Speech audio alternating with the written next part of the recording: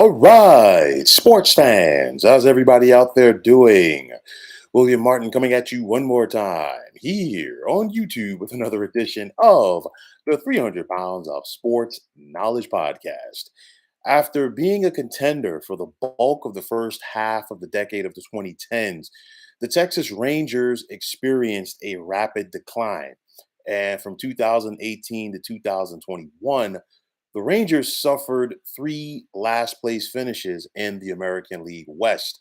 But Rangers ownership has been committed to getting things turned around as the past two off seasons have seen them spend big money.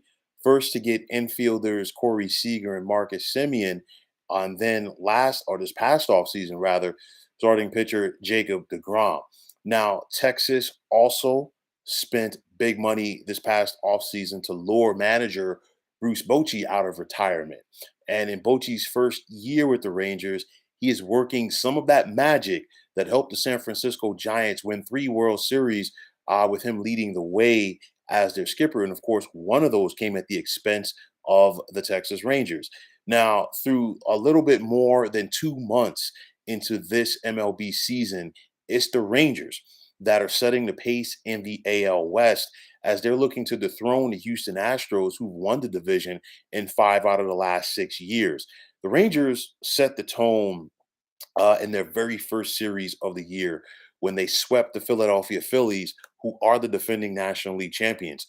Texas would then follow this up with series wins later that month over both the Astros and New York Yankees, two teams that were in the ALCS last year.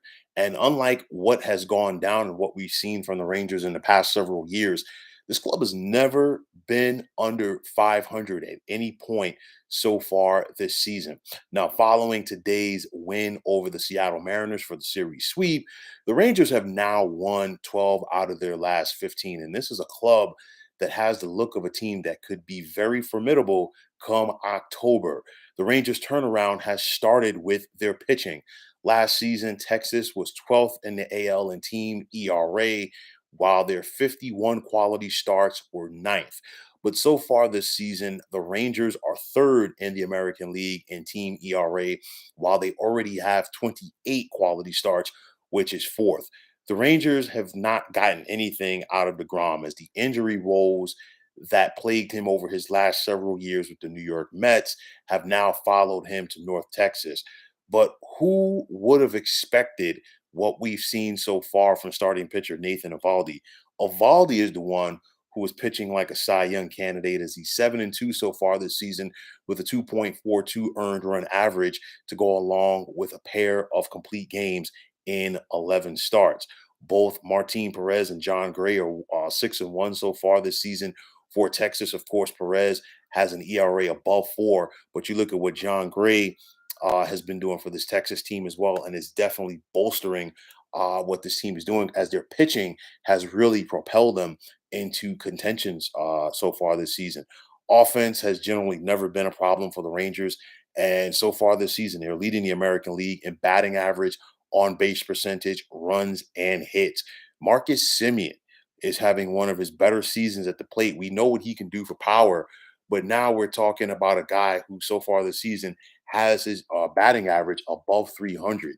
What a difference overall that this year has made for the Rangers. You're talking about a team that just 2 years ago they lost more than 100 games. Last season it was 94. You talk about the turmoil that the Rangers had last season, which led to John Daniels being let go from the front office. And now Chris Young has really, he's been running the show and he's really getting things and has gotten things turned around for Texas. Now, this is a big month coming up for the Rangers. We just saw them sweep the Seattle Mariners at home. They're going to be on the road next weekend to take on the Tampa Bay Rays. Two division leaders, the two best records right now in baseball, and this could be a playoff preview down at the Trop next weekend. Texas then returns home to host the Los Angeles Angels for 4 before they host the Toronto Blue Jays for 3 games at Globe Life Park on Father's Day weekend. And then after that, They're after a 3-game set with the White Sox. They're in New York for 3 with the Yankees, and that could be a big series right there. But then you look at the end of June going into July, or just before the 4th of July, 4 games at home with the Houston Astros. And you look at the Rangers and Astros, they're first and second in the American League West right now, with Texas currently having a 3.5 game cushion on Houston. But you look at this Rangers team, and they have a legit squad, and it starts with their pitching. And of course, if you're going to win in October in baseball, you gotta have your pitching on point. And so far, Texas has been that. You think about DeGrom. At some point, Texas is going to get Jacob DeGrom back. I've talked about this before. Jacob DeGrom is not the pitcher that he once was. I've said it, and I'll continue to say he might need to shave several miles per hour off of his pitches in order to be more effective and in order to stay out on the field.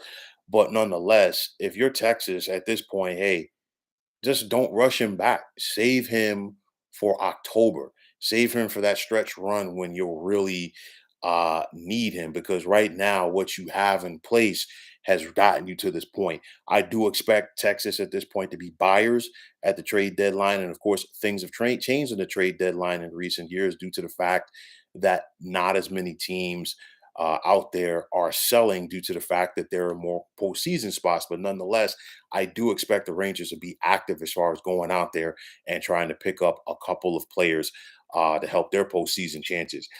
Then on top of that, you look at the impact of Bruce Bochy, and every place that Bruce Bochy has been, he's won. You got the San Diego Padres to the postseason several times, which included winning the National League pennant in 1998. Then, of course, 3 World Series championships in a 5-year stretch with the San Francisco Giants, and now he's looking to get it done in Texas. And just when you thought, Bochy was done managing at the big league level, money talks. The Rangers gave him enough of it to get him out of retirement, and he is proving once again that he is one of the best managers to get it done during this era. So you look at the Texas Rangers, you got to like their chances. I think this is going to be a battle the rest of the way between both them and the Houston Astros for the division crown. But nonetheless, the Rangers do have the look of a playoff team. Couldn't say that a couple of years ago, but the Texas Rangers have indeed gotten back on the right track. So, folks, that is going to wrap it up. And as always, I want to take this time out to thank you for tuning into the 300 Pounds of Sports Knowledge podcast here on YouTube.